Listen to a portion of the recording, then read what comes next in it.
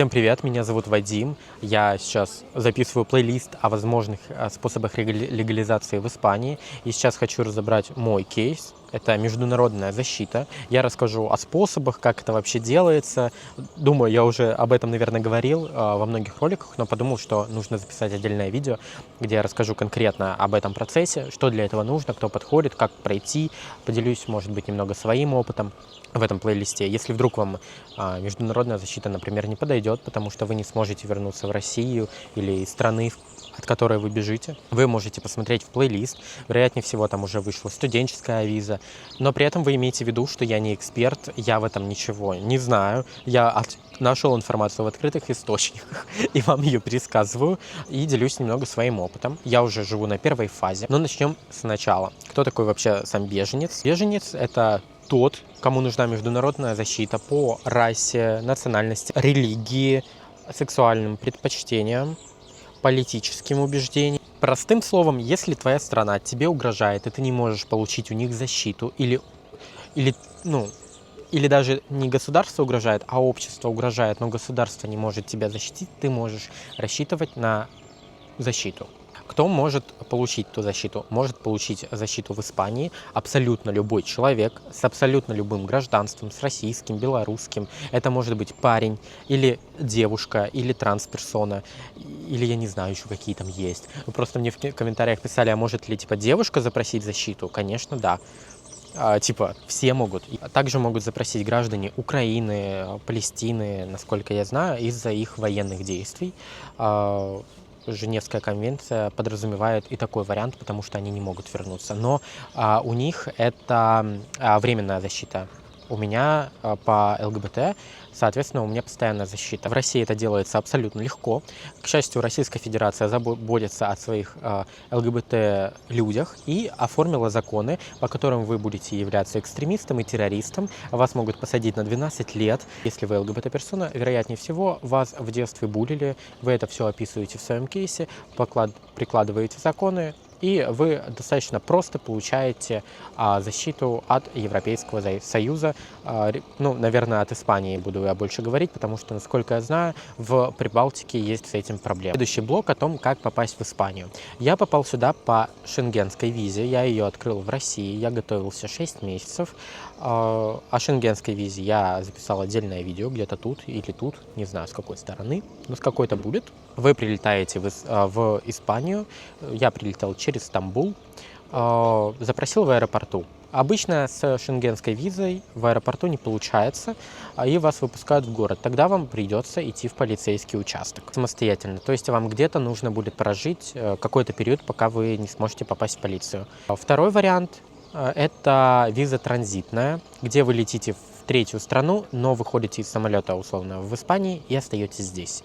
Запрашиваете защиту в аэропорту. И еще, насколько я знаю, есть какой-то путь через какие-то дороги, через какие-то третьи государства, где вы идете и запрашиваете защиту на границе. Как-то этот путь называется балканский, баланский, какой-то путь. Вы можете, наверное, погуглить и найти эту информацию больше. Я такой вариант даже не рассматривал, и я считаю его странным. Если я не ошибаюсь, балканский путь, вот мне подсказывают. Плюс здесь важно понимать, что есть процедура Дублина. То есть если вы получили Шенген Испании, Франции, например, влетели во Францию, а из Франции прилетели в Испанию, то вас, вероятнее всего, вернут обратно во Францию. Так было с одной девушкой из отеля, в котором я проживал. Она с испанской визой прилетела в Нидерланды, запросила там политическое убежище, просидела там 5 месяцев. И ее кейс отправили на рассмотрение в Дублин и вернули в Испанию, потому что должна обрабатывать запрос о защите страна первая, которая запросила его. Имейте это в виду при подаче на визу и при подаче на самоубежище. Пошаговый процесс, как получить и записаться. Первое, это нужно записаться на... Рассматриваем кейс, где вы в городе в Испании уже живете, то есть у вас не получилось через аэропорт. Если у вас получилось через аэропорт, радуйтесь, вы сэкономите все деньги, пройдете все процедуры намного быстрее, но у вас должен быть готовый кейс сразу, вы должны понимать, о чем вы будете рассказывать. У вас будут это спрашивать, вероятнее всего, на первый, третий или четвертый день. Вас посадят в дешевый хостел, он называется detention. Вероятнее всего, если вы русскоговорящий, вы будете сидеть там с венесуэльцами и так далее. далее. Но это норм. Ребята, вас там будут кормить, поить, все это. Я просидел там 20 часов, но я знаю людей, которые были там и 4 дня. Там вас полностью все спонсируют. Радуйтесь, если у вас получилось через аэропорт. Будьте настойчивыми, если у вас есть Шенген. Не идите забирать чемодан, не идите в паспортный контроль, просите асила. Асила – это убежище. Но мы разберем кейс, где вы в городе. Вот вы влетели, посмотрели Испанию и поняли, что вам нужна здесь защита. Первое – это нужно записаться в полицию. Есть несколько способов. Это онлайн, это по телефону, по электронной почте. Самый действенный способ – это по телефону. Вам нужно звонить и записываться в полицейский участок. Насколько я знаю, на данный момент информация может разниться. Самый простой способ так получить быстро – это в Жироне. Это город в Каталонии, недалеко от Барселоны. Но надо все узнавать. Также есть ситоловы, которые могут помочь вам поймать ситу, или вы сами этим можете заниматься. Но этим вы будете заниматься уже на территории Испании. Также есть некоторые провинции, в которых вы можете прийти по живой очереди. Когда вы запишетесь в полицейский участок, вы также должны сообщить о том, что вам нужен переводчик. Если вы не знаете английского, испанского или испанского языка, хотя даже если знаете английский, лучше попросите переводчика, чтобы вас лучше понимать. Вам нужно подготовить кейс хотя бы на русском языке. Чтобы его пересказать, его у вас заберут. У вас должны быть доказательства и ваша история там, с самого детства до нынешнего момента, что с вами случалось, вам угрожали, что происходило с вами. Может быть, у вас есть какие-то судебные дела. Также в кейс вы можете доложить немного информации о состоянии вашей страны, запросить это там на сайте ООН или написать в организацию, условно, Красный Крест и попросить подтверждения каких-нибудь документов. Ковчег – это российская ЛГБТ там, организация, они вам помогут. На первом визите у вас проведут интервью. Это вот собеседование, у вас все узнают, вам дадут белый лист, там будет ваша НИА, и с этого момента вы абсолютно официально находитесь в Испании, и с этого момента вы стоите на сроке получения гражданства. Для лиц беженцев этот путь занимает 5 лет. Да, для обычных людей 10. На интервью у вас будет адвокат, переводчик и полицейский. Все хотят вам обычно помочь. Вы можете попросить разъяснить что-то, вас никто не торопит. У меня интервью заняло 30 минут. Вышел, да, мой кейс, который я сам писал, вышел на листов 12. То, что по итогу у меня вышло, это 2 листа. Они пишут его коротко, изъяснить суть. Они прекрасно понимают состояние России. В последующем вы сможете в будущем усилить кейс с адвокатом или дослать свой собственный кейс по почте в течение полугода. У многих этот процесс занимал 2 часа и вышло меньше. Думаю, я просто меньше нервничал при обстоятельствах, потому что я был готов к этому, я посмотрел много роликов на ютубе. С этого момента ты уже на нулевой фазе, ты становишься на программу, тебе предоставляют жилье, питание, бытовые нужды, то есть полностью тебя покрывают. Ты получаешь 56 евро вот на данный момент, соцпомощь. Это первая фаза. Потом ты переходишь на первую фазу. Там у тебя соцработник по дому, языковые курсы и на нулевой фазе есть. Что еще у нас? По работе помогают, да, то есть языковые курсы, обучение, работе. Что еще у нас там? Ну, в целом все. Я живу вот на первой фазе в отдельном доме у меня 6 соседей. Ну, я являюсь тоже соседом, то есть 5 соседей у меня есть. Мы живем в таунхаусе в небольшом городе, вот я в нем сейчас записываю видео.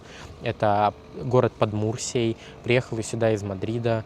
Сейчас я просто жду, когда рассмотрят мое дело. Это может быть 6 месяцев, может 3 года. Его будут рассматривать. На программе я буду полгода. Потом, если я, например, получу резолюцию, то есть решение по моему делу раньше, я смогу на программе оставаться еще 6 месяцев.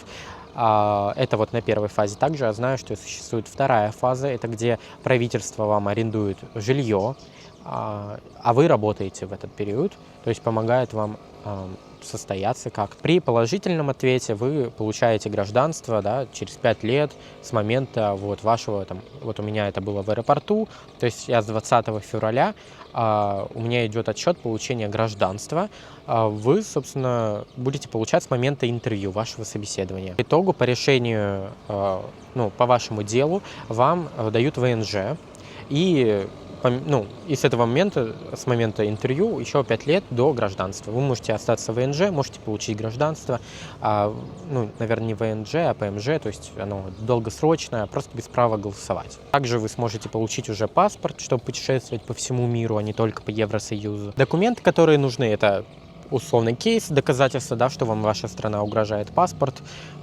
Прописку обычно не просят, у нас она есть, например, в российском паспорте прописка. Я не знаю, у меня не было прописки, но вот так пишут, что она тоже нужна. Также может быть, например, письмо от психолога о том, что у вас депрессия на фоне того, что вы ЛГБТ-персоны. На первой фазе вам будут давать, вот мне, получается, выделяют 220 евро на питание. Я их могу тратить только на еду. Этого очень много, вы можете посмотреть, у меня есть где-то в шортсах, или, может быть, во влоге о каком-то вы, может, оттуда пришли. Там я на 65 евро закупился просто, мне кажется, на 2 недели продуктами. То есть денег предостаточно, вы можете питаться очень хорошо за очень маленькие. То есть цены здесь такие же, как и в России, может быть, даже чуть-чуть дешевле, но их там компенсируют яйца, курица, которая чуть дороже здесь. Также важно учесть, что вы не можете вернуться в страну, из которой вы уехали. И вообще уехать из страны, где вы запросили убежище до решения, у вас сразу аннулируют статус и вас депортируют. Если вдруг вы получили отказ, например, по своему беженству, вы можете подать на апелляцию, но вас снимут с программы. А также вы можете, если вдруг у вас уже там прошло 3 года или 2 года, если я не ошибаюсь, вы можете подать на визу оседлости, о том, что вы уже здесь 2 года обитаете, у вас есть прописка здесь, да, какие-то чеки, то, что вы здесь живете, подтверждение того, что вы жили все это время в Испании, вы можете подать документы на получение визы оседлости, и у вас также процесс будет идти. Но лучше, конечно, сохранить статус беженства.